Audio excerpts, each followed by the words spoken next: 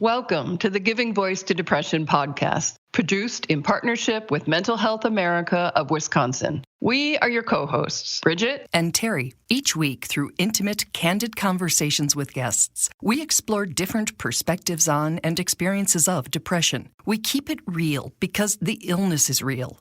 We keep it hopeful because there truly is hope in spite of what depression tells you. We are not experts or therapists. We're sisters and best friends who live with depression and have interviewed hundreds of others who do as well. By sharing stories of lived experiences, we expose depression for the lying bully it is. Hello, Bridget. Hi, Terry. Last week, our guest, Dr. Barbara Moser, gave us an introduction to mindfulness and self-compassion, two research-based stress reduction and mood regulation practices that are fabulous, easily learned, and accessible tools for our depression toolboxes. By way of review, Dr. Moser is a retired physician and devoted suicide prevention advocate. She defines mindfulness as awareness of our moment-to-moment experience with acceptance, and self-compassion as treating ourselves with the same love, care, and kindness you would give a dear friend. She truly believes that both practices are two of the best tools we can use anytime to help us regulate and deal skillfully with difficult emotions. Today, Dr. Moser, or Barbara as she prefers to be called, returns as our guest to lead everyone listening through a beautiful practice that can help us be more grounded and connected. Two things that are really helpful in this strange, disconnected time that we're currently living in. Barbara begins by explaining the three main components of self-compassion as defined by Dr. Kristin Neff, co-founder of Mindful Self-Compassion. So the first is mindfulness, recognizing that this is tough. What's happening to me right now is a struggle. We may even say, this shouldn't be happening. This is not how it's supposed to be right now. And we're being mindful of it. We're recognizing it rather than over-identifying with it, rather than getting carried away with the story of what's going on right now. The second component of self-compassion is the idea of common humanity, a concept that we find comforting, not only in terms of this pandemic, but also about the experience of depression. Realizing that having struggles, suffering, is part of being human. I am not alone. Other people in this very same situation would struggle just as much as I would. They would have these same difficult emotions right now. And so we're recognizing the common humanity rather than pulling back and really putting ourselves in isolation.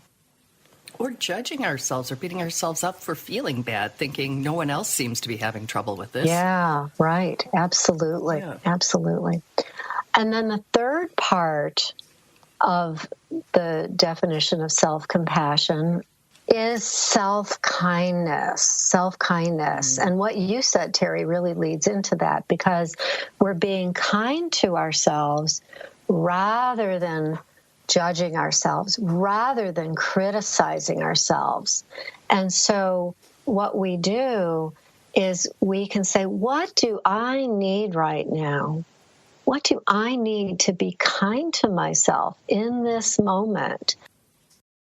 Barbara suggests a soothing touch, giving yourself a little hug, rubbing your arm in encouragement, placing your hand or hands on your heart for a bit. It may take some getting used to, but it is proven effective. Speaking to ourselves as we would someone we love helps too. Literally saying out loud, "Wow, this is so hard right now." You are doing your very best. You've gotten through hard times before. You've got this. Or whatever would feel nice to hear.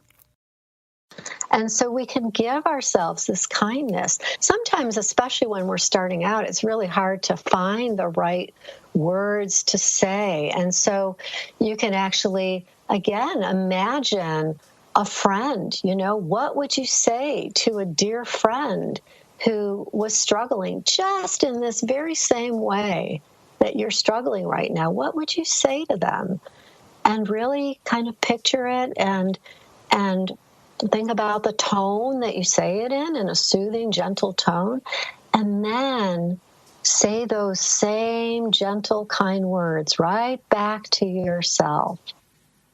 In Mindful Self-Compassion, they describe that as whispering those words into your own ear. We love that and vow to work on it.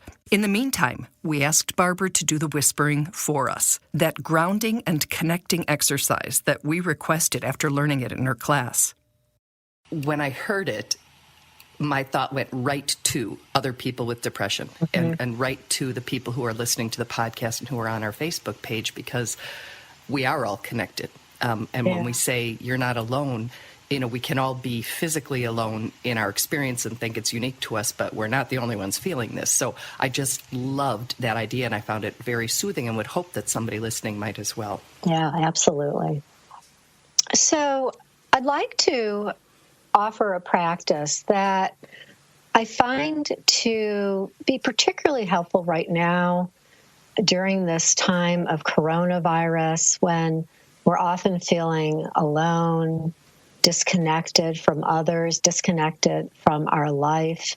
I think it gives us some ability to connect with something that's bigger than ourselves and brings to mind this common humanity and common life, that we're all part of the same planet and Earth.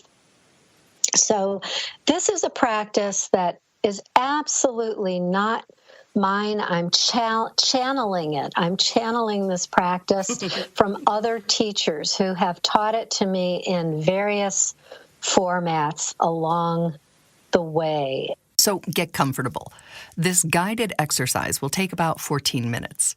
And I think it's particularly helpful right now. And so we talk of it as a grounding practice. And again, in a very literal way, grounding to our earth and grounding to ourselves, to what we want to be, to how we want to show up every day, to our values, which is so important to remember right now. So right now, I invite you to do this practice with me. And first start, wherever you are, if you're lying down or sitting in a chair, standing, feeling the points of connection between your body and perhaps the chair or the floor or your bed, or the cushion if you're sitting on a cushion. However your body meets the support.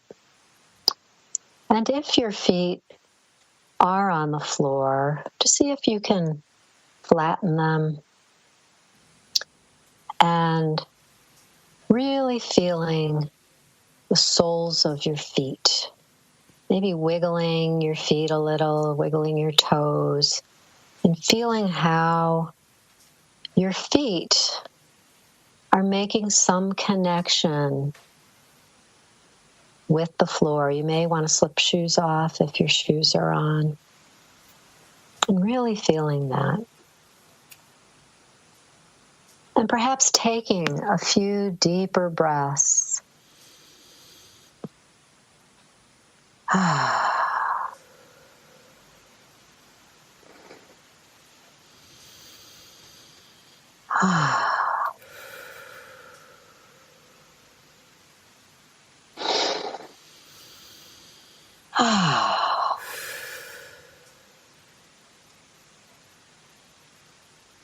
And if it feels right for you, you can close your eyes or you can leave your eyes open.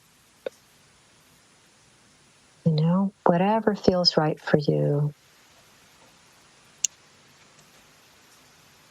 And I like to remind us that we're not only coming into some present moment awareness with feeling our body, but we're also bringing some kindness to this practice. And so if it feels okay to you, you can try putting your hand over your heart, over your chest, putting your hand on your shoulder, just offering yourself a supportive touch to remember that we're bringing not only awareness, but affectionate awareness to this practice together.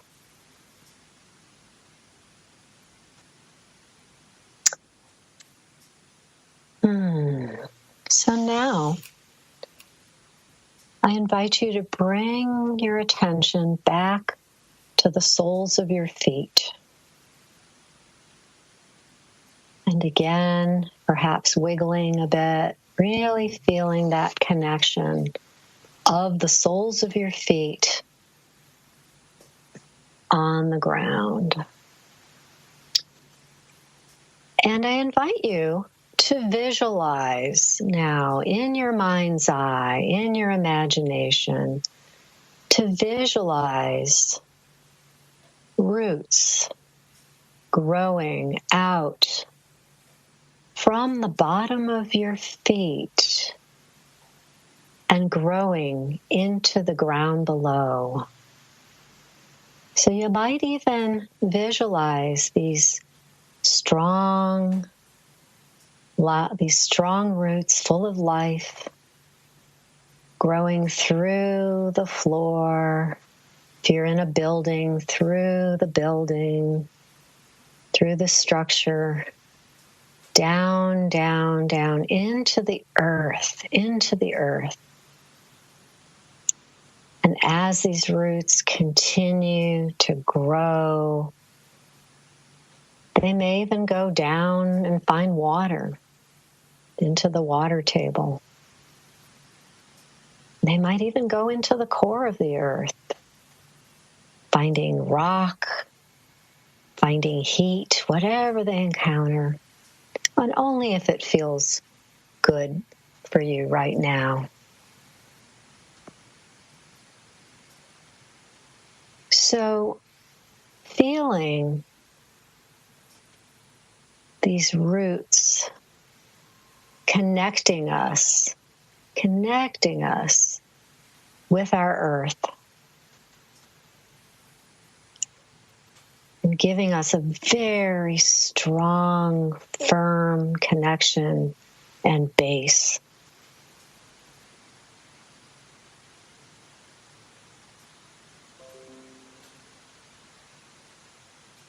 And now, recalling that roots not only grow downward, but they also fan outward. They grow outward and laterally in the earth.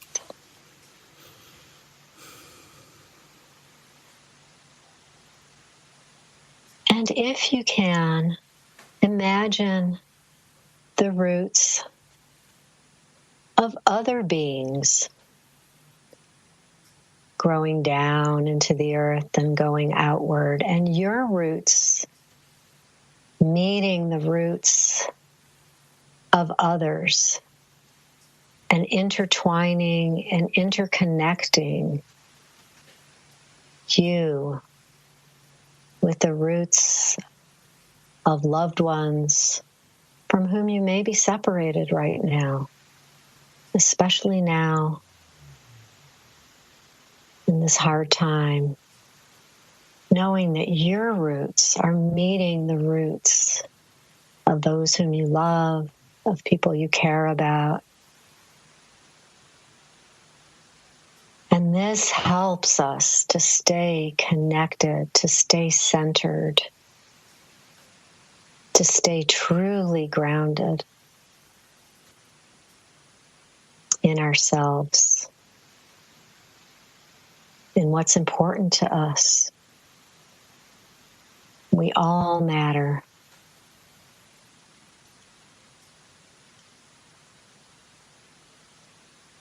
And perhaps even these roots are connecting with all beings, perhaps with animals, other trees, other life, and our earth itself. We all inhabit this earth. We're all earthlings.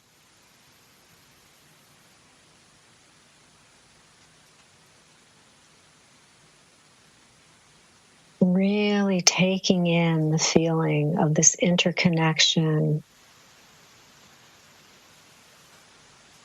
our strong roots connecting us to our earth and to living beings whom we love and living beings whom we don't even know.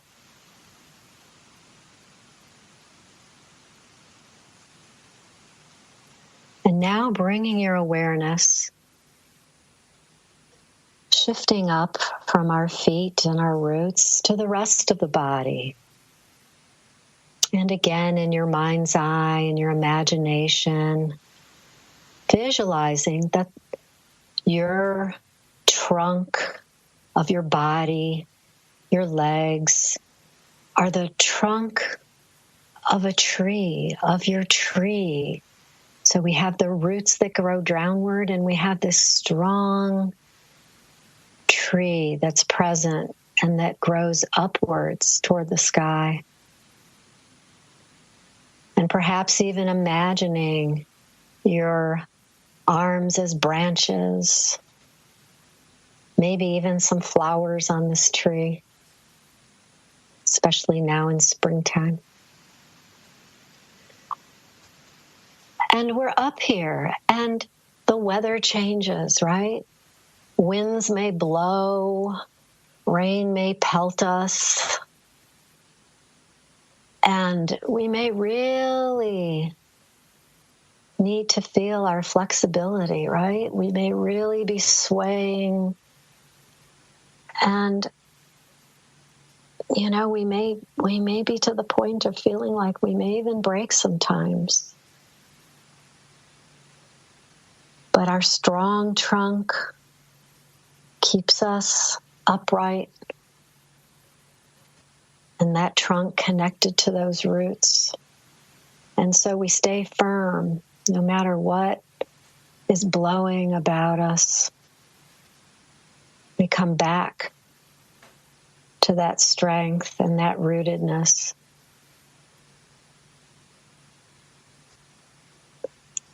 And staying with that image for another few moments.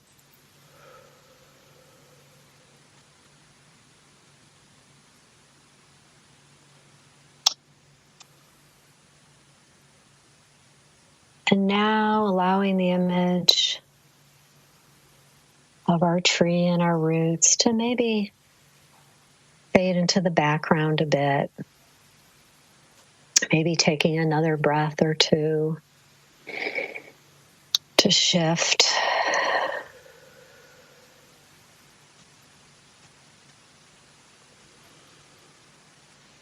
And just being right here, right now.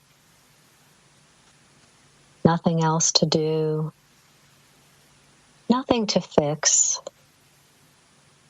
Being with this experience, however it's been for you, however it's been, is just right. However it is okay.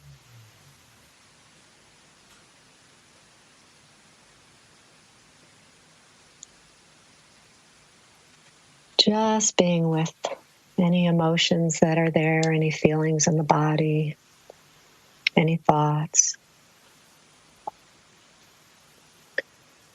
And you may want to even reflect on other things in your life that provide you with this rootedness, this feeling of being connected. And to really cultivate those right now, especially to do more of that in your life. Give yourself that gift. And now slowly coming back to your feeling of your body being supported by your chair, the floor, your bed, your cushion, wherever it is. Listening to the sounds in the room. And if your eyes were closed, when it feels right, slowly, gently opening your eyes. And coming back to right now, what is?